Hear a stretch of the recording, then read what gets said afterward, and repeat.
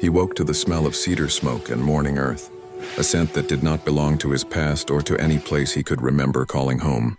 His eyes opened slowly, greeted by a wooden ceiling darkened by age and fire, and for a brief moment he lay still, listening.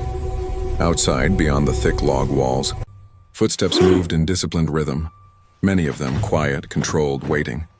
His heart tightened. This was not the careless noise of a town beginning its day. He turned his head and his breath caught. A woman slept beside him, her dark hair braided neatly, her face calm, untouched by fear. Turquoise beads rested against her chest, and even in sleep she carried a presence that spoke of importance. He knew it without knowing why.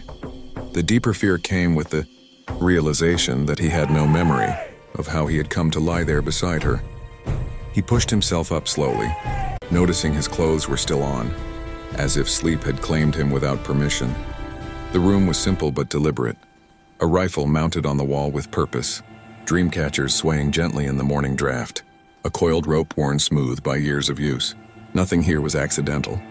Memory returned in broken pieces, the desert trail, the storm, a fire shared with strangers, silence, then darkness.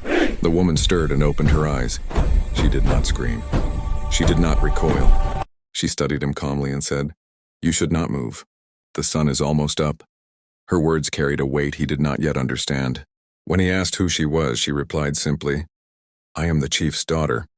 When the sun rises fully, my father will come." Outside, the footsteps grew louder. He stood, urgency in his voice as he said he had not touched her. She looked at him with quiet sadness and told him it would not matter. By their law, waking beside her meant something irreversible. He looked through the window and felt his blood run cold. Warriors stood in formation across the clearing, dozens, then hundreds. 321, she whispered. "Every warrior of my father's people." Then a deep, commanding voice sounded outside. The door opened and the chief entered, his presence filling the lodge. He spoke without anger, only certainty. "You slept where only one man may sleep. By our law, there are two paths. One is death, the other is marriage."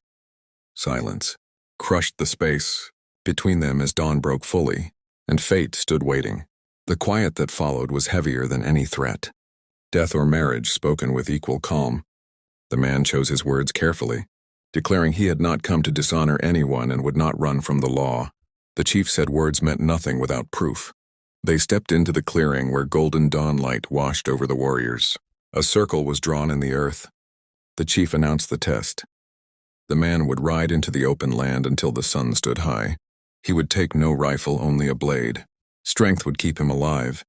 Honor would bring him back. He mounted a restless horse and rode into the light, dust trailing behind him like a question carved into the world. Hours passed. Heat pressed down. Doubt crept into the stillness. The chief's daughter watched the horizon without moving, her heart torn between law and the unknown man who now carried his fate alone. Then a shape appeared. The rider returned, wounded but upright, blood staining his sleeve. Across his back hung the lifeless body of a mountain lion. He knelt before the chief and said, the land had tested him and had not turned him away. The chief examined the wound, the kill, the man's eyes, then helped him stand. Strength was proven. The law was fulfilled. When the chief asked his daughter if she accepted the law, she stepped forward and said yes. Drums began to beat. Warriors lifted their weapons in salute, not threat. As the sun began to fall, the stranger stood among them no longer as an intruder, but as one chosen by fate. At dawn he was a stranger, the chief declared. By dusk he is one of us. And in that moment, surrounded by 321 warriors, the man understood that surviving the day had earned him more than life. It had earned him a future, a people, and a destiny sealed by the rising sun.